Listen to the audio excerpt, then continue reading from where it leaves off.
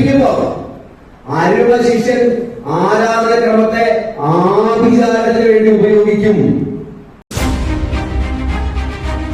2022 കലൂര് ഒരു മഹാവിമത സമ്മേളനം നടത്തി.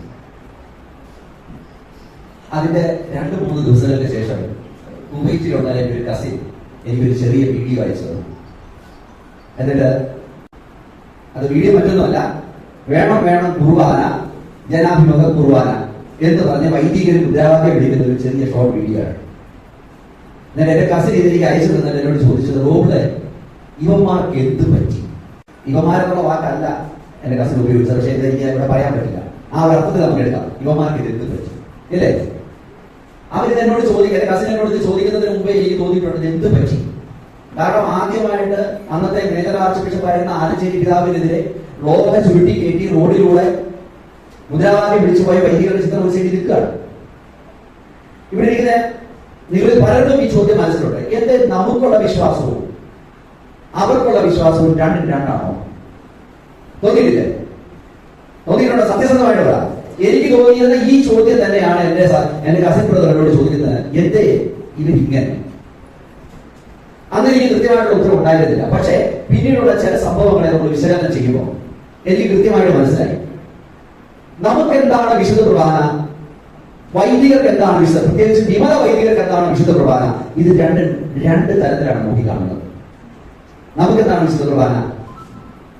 നമ്മുടെ കർത്താവ് വിശ്വസിക്കുക അന്ത്യ അത്താഴവേളയിൽ നമുക്ക് വേണ്ടിയിട്ട് സ്ഥാപിച്ച കൂതാശ, അത് തന്റെ ജീവത്യാഗത്തിന്റെ മുന്നോടിയായിട്ട് പ്രതീകാത്മകമായി അപ്പവും വീഞ്ഞും, അപ്പം മുറിച്ച് ആശീർവദിച്ച് വീഞ്ഞും എടുത്ത് തന്റെ ശിഷ്യന്മാർക്ക് നൽകിക്കൊണ്ട് ഇതെന്റെ ശരീരമാകുന്നു, ഇതെന്റെ രക്തമാകുന്നു എന്ന് പറഞ്ഞ് തന്റെ മരണത്തിന്റെ തലേ ദിവസം നമുക്ക് വേണ്ടി പങ്കുവെച്ച് നിങ്ങൾ ഒന്നിച്ചു കൊള്ളുമ്പോൾ എന്റെ ഓർമ്മയ്ക്കായി ഇത് ചെയ്യുമെന്ന് പറഞ്ഞ് ഈശോ നിയോഗിച്ചതാണ്. ശരിയല്ലേ? നമ്മളെ സംബന്ധിച്ചിടത്തോളം ആ വിശുദ്ധ കുർബാനയില് വൈദികരുടെ മുമ്പിലിരിക്കുന്ന അപ്പവും വീഞ്ഞും ഈശോയുടെ ശരീരവും രക്തവുമായി മാറ്റപ്പെടുന്നു. ദിവ്യബലിയിൽ പങ്കെടുത്ത് ദിവ്യകാരുണ്യം നമ്മൾ സ്വീകരിക്കുമ്പോൾ നമ്മുടെ ഉള്ളിലെത്തുന്നത് ഈശോയാണെന്ന് നമ്മൾ അടിയുറച്ച് വിശ്വസിക്കുന്നു. നമുക്ക് അവിടെ കൊണ്ട് തീർന്നില്ല. വൈദ്യശാസ്ത്രം ദിനങ്ങളിലെ മനുഷ്യര് കേവലം ഒരാഴ്ച കൂടി ജീവിതമുണ്ട്, അല്ലെങ്കിൽ ഒരു മാസം കൂടി ജീവിതമുണ്ട് എന്ന് പ്രഖ്യാപിക്കുന്നിടത്ത് അവനവന്റെ ബാക്കി ജീവിതം കണ്ടെത്തുന്നത് ഈ കുർബാനയിലാണ്. ആക്സിഡന്റിൽപ്പെട്ട് 12 അംഗങ്ങളുള്ള കുടുംബത്തിൽ 11 പേര് മരിച്ചു പോയിട്ട് വികലാംഗനായിട്ട് ഒറ്റയ്ക്ക് ജീവിക്കുന്ന വ്യക്തി അവന് മുന്നോട്ട് ജീവിക്കാനുള്ള ആശ്രയം ഈ വിശുദ്ധ കുർബാനയാണ്. എന്നെ ഈ ലോകത്തിന് ആവശ്യമില്ല, ഞാൻ ഇനി മരിച്ചാൽ മതി എന്ന് തീരുമാനിച്ച് ദിവ്യബലിയിൽ പങ്കെടുക്കുന്ന വ്യക്തി തിരിച്ചറിയണം, ഇങ്ങനെ പറയും, എന്റെ ഈശോ ഇത്രയൊക്കെ സഹിച്ചിട്ട് അതിന് 4 ലോക സഹനം പോലും എന്റെ ആയില്ലല്ലോ, ഞാൻ മരിക്കേണ്ട ആവശ്യമില്ല. നമുക്കിത് വലിയ പ്രത്യാശയാണ്. ശരിയല്ലേ? നമ്മളിങ്ങനെ ദിവ്യബലിയെ കാണുന്നത് ആണോ? അപ്പൊ എന്റെ കസിൻ ബ്രദർ ഇങ്ങനെ ചോദിച്ചു കഴിഞ്ഞപ്പോൾ എനിക്ക് തോന്നി ഇതിലെന്തോ വ്യത്യാസമുണ്ട്. അപ്പൊ ഈ ദിവ്യബലിയിൽ വൈദികരെതിരെ നോക്കിക്കാണുന്നതിന്റെ വ്യത്യാസം എന്നറിയാൻ വേണ്ടി ഞാൻ എന്റെ വ്യക്തിപരമായ രീതിയിൽ ഒരു അന്വേഷണം നടത്തി. എന്റെ പരിചയത്തിലുള്ള വൈദികർ, ഏകദേശം പ്രായത്തോട് ഇച്ചിരി ജൂനിയർ ആയിട്ടുള്ള കൊച്ചന്മാര്, പലരും പലതരത്തിലുള്ള മറുപടികൾ കാര്യങ്ങളൊക്കെ പറഞ്ഞു. പക്ഷെ എനിക്ക് റൂട്ടിൽ കിടക്കുന്ന ഒരു പ്രശ്നം കിട്ടി. ആ പ്രശ്നം ഞാനിവിടെ നിങ്ങളുടെ അടുത്ത് അവതരിപ്പിക്കാമെന്ന് പറഞ്ഞപ്പോൾ എന്റെ വൈഫ് എന്നോട് വിലക്കി, അത് പറയരുത്. പക്ഷെ എനിക്കിത് പറയാതിരിക്കാനാവില്ല. കാരണം കേരളത്തിലെ പ്രശസ്തമായിട്ടുള്ള ഒരു സെമിനാരിയിൽ വൈദിക വിദ്യാർത്ഥികൾക്ക് ആരാധനക്രമ വിശ്വാസ പരിശീലനം നൽകാൻ എത്തിയിരിക്കുന്ന ആചാര്യൻ, ബിരുദവും ബിരുദാനന്തര ബിരുദവും ഡോക്ടറേറ്റും ഒക്കെ ലഭിച്ച ഒരു പണ്ഡിത ശിരോമണി ക്ലാസ് റൂമിലേക്ക് എത്തുന്നു. ബോർഡിൽ 2 പടങ്ങൾ വരയ്ക്കുന്നു. അതിലൊരു പടം, ആദ്യത്തെ പടം ഇന്ത്യൻ ടൈ എന്ന ഓമന പേരിൽ അറിയപ്പെടുന്ന നൂറ്റാണ്ടുകൾക്ക് മുമ്പ് നമ്മുടെ പൂർവികരൊക്കെ ഉപയോഗിച്ചിരുന്ന പുരുഷന്മാർ ഉപയോഗിക്കുന്ന അടിവസ്ത്രം. അതിന്റെ പേര് നിങ്ങൾക്ക് ഊഹിക്കാം. ആ പേര് ഞാൻ പറയാൻ വന്നതാണ്. ഇപ്പൊ വേറൊരു സുഹൃത്തിന്റെ ഇടയ്ക്ക് ആ പേര് ഇവിടെ പറയണ്ട, അതുകൊണ്ട് ഞാൻ ആ പേര് പറയുന്നില്ല. അടുത്തതായിട്ട് അദ്ദേഹം ചെയ്തത് അതിന്റെ തൊട്ടിപ്പുറത്ത് ആധുനികമെന്ന് വിശേഷിപ്പിക്കപ്പെടുന്ന ജോക്കി, VIP മുതലായ ബ്രാൻഡുകളൊക്കെ പേരുള്ള മറ്റൊരു അണ്ടർവെയറിന്റെ പടം വരച്ചു. എന്നിട്ട് തന്റെ മുമ്പിലിരിക്കുന്ന വൈദിക വിദ്യാർത്ഥികളെ നോക്കി ചോദിച്ചു, ഇതെന്താണെന്ന് മനസ്സിലായോ? അവർ തലകുലിക്കും. ഇതിൽ നിങ്ങൾ ഏതാണ് ഉപയോഗിക്കുന്നത്? അവര് 2ാമത് വർഷ പടം ചൂണ്ടിക്കാണിച്ചിട്ട് ഈ ആധുനിക അടിവസ്ത്രം എന്നതിന് മറുപടി പറഞ്ഞു. അങ്ങനെയെങ്കിൽ ഞാൻ നിങ്ങളോട് ആ നൂറ്റാണ്ടുകൾക്ക് മുമ്പുള്ള അടിവസ്ത്രം ഉപയോഗിക്കാൻ പറഞ്ഞാൽ നിങ്ങൾക്ക് സ്വീകാര്യമാണോ? കുട്ടികൾ ഒന്നടങ്കം പറഞ്ഞു സ്വീകാര്യം അല്ല. ഇനി വൈദികൻ വിശദീകരിക്കുകയാണ്.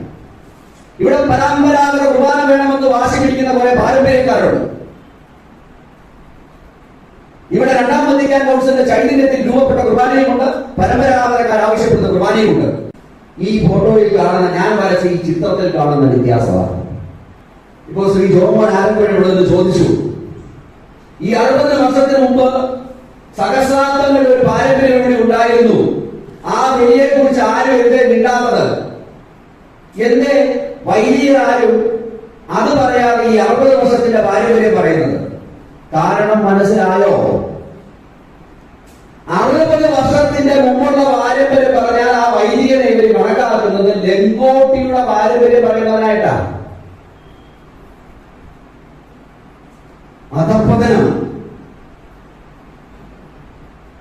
ആചാര്യൻ ആരാധനക്രമത്തെ അടിവസ്ത്രത്തെ ചൂണ്ടിക്കാണിച്ച് അടിവസ്ത്രത്തോട് ഉപമിച്ചുകൊണ്ട് പഠിപ്പിക്കുമ്പോ അരുമ ശിഷ്യൻ ആരാധനക്രമത്തെ ആഭിചാരത്തിന് വേണ്ടി ഉപയോഗിക്കും.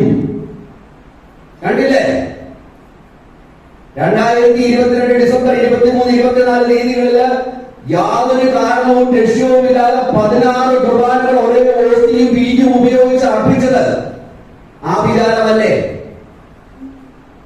മാർപ്പാപ്പ പറഞ്ഞത് എന്താ? അബ്യൂസീവ് യൂക്കറിസ്റ്റിക് സെലിബ്രേഷൻ, ആരാധനക്രമത്തിന്റെ ദുരുപയോഗം.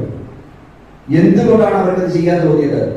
കാരണം അവരുടെ മനസ്സിൽ ഇത്തരം ആചാര്യന്മാർ കുത്തി നിറച്ചു കൊടുത്തതിന് അടിവസ്ത്രത്തിന്റെ വില പോലുമില്ല. അടിവസ്ത്രത്തോട് താരതമ്യം ചെയ്ത ആരാധനക്രമത്തെ കുറിച്ച് പഠിച്ചവന് വിശുദ്ധ കുർബാന വെറുതെ വരാം.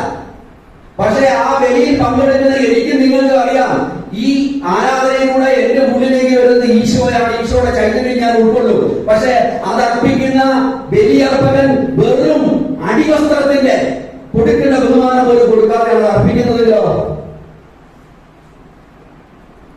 വിട്ടുവീഴ്ച ചെയ്യാനാവില്ല. ഞങ്ങളൊക്കെ കമ്മീഷൻ ചെയ്യാനുള്ള ആളുകളാണ്.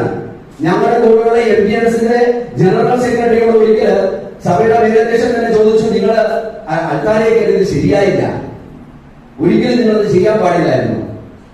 അദ്ദേഹം പറഞ്ഞ മറുപടി എന്നറിയോ? പിതാവേ, ഇനി കയറും. കാരണം എന്താണെന്നറിയോ? അപ്പനെ തല്ലുമ്പോൾ കണ്ടു നിൽക്കുന്നവരുണ്ട്, കയറി ഇടപെടുന്നവരുണ്ട്. MPNSകാരെ കയറി ഇടപെടുന്നവരാണ്. അപ്പനെ അധിക്ഷേപിക്കുന്ന കണ്ടുപിടിക്കാൻ പറ്റത്തില്ല. ഈ അൾത്താരയില് ഈ തിരുവോസ്തിയിലും ഈഞ്ഞിലും ഈശോ സന്നിഹിതനാണെന്ന് അറിഞ്ഞ് ആ ഈശോയെ ഒന്നിനു പിറകെ ഒന്നായിട്ട് 16 കുർബാനകളുടെ ആഭിചാരത്തിന് കൊടുക്കുമ്പോ വിട്ടുകൊടുക്കാൻ നല്ല നസ്രാണിക്ക് പറ്റില്ല.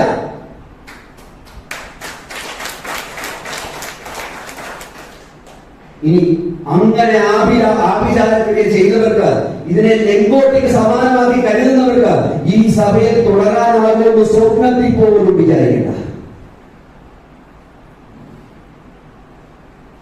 അവരെ തുടരാൻ അനുവദിച്ചാൽ നമ്മുടെ വരുന്ന പറയ്ക്ക് നമ്മുടെ മക്കൾക്ക് നമ്മൾ കൊടുക്കാൻ പോകുന്ന മാതൃക എന്താണ്? അതുകൂടി നമ്മൾ ചിന്തിക്കണം. പൊതുവേ ഇരിപ്പുണ്ട്, അച്ഛന് വിഷം വരും. എന്നാലും ഞാനൊരു കാര്യം പറയാം. ആരാധനക്രമത്തെ അടിവസ്ത്രത്തോട് ഉപയോഗിക്കുമ്പോൾ വൈദികർക്ക് പ്രശ്നം ഉണ്ടാവില്ല. പക്ഷെ ഞങ്ങൾക്ക് പ്രശ്നമുണ്ട്. കാരണം ഞങ്ങൾക്ക് ഞങ്ങളുടെ വരും തലമുറ ഞങ്ങൾ അവരെ രൂപപ്പെടുത്തുന്നത് ഈ ബലിയോട് ചേർത്ത് നിർത്തി, ഈ ആരാധനക്രമത്തോട് ചേർത്ത് നിർത്തിയ വൈദികർക്ക് വരും തലമുറയില്ല. അവരുടെ വരുതലമുറ സാധ്യമാക്കുന്നത് നമ്മൾ നമ്മുടെ കുടുംബത്തിൽ നിന്നുള്ള കുഞ്ഞിനെയാ. ആ കുഞ്ഞുകൂടിയാ. ആ കുഞ്ഞിന് ആരാധനക്രമത്തോട് അടിവസ്ത്രത്തിന്റെ വിലയോ ഉള്ളെങ്കിൽ പിന്നെ ഈ സഭയ്ക്ക് നിലനിൽപ്പില്ല, സമുദായത്തിൽ സഭയില്ല. ഈ തിരിച്ചറിവിലേക്ക് നമ്മൾ ഓരോരുത്തരും വളരണം. അതിന്റെ തുടക്കമാണ് ഇന്നത്തെ ഈ ചടങ്ങുകൾ. വിശ്വാസം മതമേലധ്യക്ഷന്മാർക്കോ പുരോഹിതർക്കോ അമ്മാനമാറാനുള്ളതല്ല, അത് ദൈവജനത്തിന് വേണ്ടിയിട്ടുള്ളതാണ്. ഈ സംവിധാനം മുഴുവൻ ഇവിടെ കെട്ടിപ്പടുക്കപ്പെട്ടിരിക്കുന്നത് ദൈവജനത്തിന് വേണ്ടിയിട്ടാണ്. ആ ദൈവജനത്തിന്റെ വരുന്നവർക്ക് ദുസാക്ഷ്യമാകുന്നു. അവരിൽ ചെറിയവനെ ഇടർച്ച വരുന്നത് അവന്റെ കഴുത്തിൽ തിരികെ കെട്ടി കടലില് സമുദ്രത്തിന്റെ ആഴങ്ങളിലേക്ക് എറിയപ്പെടുന്നതാണ്. അത് ഈശോ തന്നെയാണ് പറഞ്ഞത്. അപ്പൊ ഞങ്ങളുടെ വരുന്നവർക്ക് ദുർമാർഗം കൊടുക്കുന്ന ആഭിചാരക്കാരൊക്കെ ഇവിടെ വെച്ചുകൊണ്ടിരിക്കണോ? നിങ്ങൾ പറ, വെച്ചോണ്ടിരിക്കണോ? പാടില്ല. എന്തുകൊണ്ടാ? നമ്മുടെ വരുതലമുറയ്ക്ക് വേണ്ടി, ഈ സഭയുടെ തുടർച്ചയ്ക്ക് വേണ്ടി തമ്പുരാന്റെ ജീവിക്കുന്ന ദൈവ സമൂഹമായിട്ടുള്ള നമ്മൾക്ക് അതിനുള്ള കടമയുണ്ടതിനുള്ള ഉത്തരവാദിത്വമുണ്ട്. അത് മനസ്സിലാക്കി ഇവിടെ എത്തിച്ചേർന്നിരിക്കുന്ന നിങ്ങൾ ഓരോരുത്തരും ഈ പ്രവർത്തനം തുടരണം, സഭയോടൊപ്പം നിൽക്കണം, ഒറ്റക്കെട്ടാവണം. ഇന്ന് നമ്മള് ഹോസാന കുർബാനയിലെ തിരുക്കർമ്മങ്ങളിൽ പങ്കെടുത്തിട്ട് ഇവിടെ വന്നോരാ. പാടിയില്ലേ, വിളിച്ചില്ലേ ഹോസാന? ഹോസാനയുടെ അർത്ഥം എന്താ? ദൈവമേ ഞങ്ങളെ രക്ഷിക്കണേ.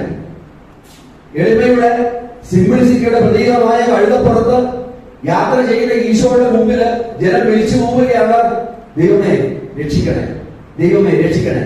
ശാന്തനായിട്ട് കഴുതപ്പുറത്ത് എഴുന്നള്ളി അവിടെ ദേവാലയത്തിൽ ചെന്നിറങ്ങിയപ്പോ ഈശോയുടെ രൂപം മാറി, ഭാവം മാറി, രീതി മാറി. അല്ലേ? ഈശോ യുദ്ധത്തിന് പോയവനല്ല, അങ്ങനെയാണ് കുതിരപ്പുറത്ത് പോയത്. കഴുതപ്പുറത്ത് ശാന്തനായി അവിടെ ചെന്ന് ഇറങ്ങിയുടെ ഈശോയുടെ രീതി മാറി.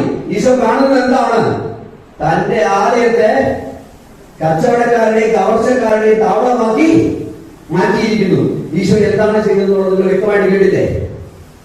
എനിക്ക് ഇത്രയും മാത്രമേ പറയാനുള്ളൂ.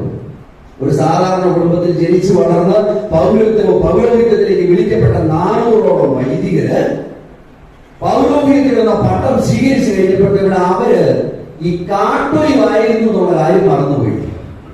ഇന്നത്തെ ലേഖനം കൃത്യമായിട്ട് പറയുന്നുണ്ട്, ഇത് ഒട്ടിച്ച് ചേർത്തവര് വളരെ ഈസി ആയിട്ട് നിന്നെ എടുത്തു കളയാൻ പറ്റും. നിന്റെ പൗരോഹിത്യത്തിന്റെ അഹങ്കാരം നിൽക്കുന്ന വേണ്ട. അതുകൊണ്ട് സഭാ മേലധ്യക്ഷന്മാരിത് ശ്രദ്ധിക്കണം. അടുത്തത്, ശാന്തനായി ദേവാലയത്തിൽ എത്തിച്ചേർന്ന ഈശോ അവിടെ ചിലരെ അടിച്ചു പുറത്താക്കുന്നുണ്ടെങ്കിൽ അർഹതയില്ലാത്തവര്, ദുരുപയോഗം ചെയ്യുന്നവര്, ഇവിടെ ഇരിക്കേണ്ടവരല്ലെന്നുള്ള വ്യക്തമായ സന്ദേശം ഈശോ നൽകിയിട്ടുണ്ട്. ഈ 2 വചനഭാഗങ്ങളും ധ്യാനിച്ചുകൊണ്ട് ഇടർച്ചയ്ക്ക് കാരണമാകുന്നവരോട് എന്താണ് ചെയ്യേണ്ടതെന്ന് ഉത്തരവാദിത്ത ബോധത്തോടെ ഈ ദൈവജനത്തിന് വേണ്ടി ചെയ്യാൻ സഭാ നേതൃത്വത്തിനാകട്ടെ. അതിന് നമ്മൾ ഇത്തരം സമ്മേളനങ്ങൾ ഒരു കാരണമാകട്ടെ, പ്രചോദനമാകട്ടെ എന്ന പ്രാർത്ഥനയോടുകൂടി ഈശോ രക്ഷിതായി സ്തുതിക്കുന്നു. ഒരേ സ്വരം, ഒരേ മനം, ഒരേ ബലി, ബലി. ഒരേ സ്വരം, ഒരേ മനം, ഒരേ ബലി, ബലി.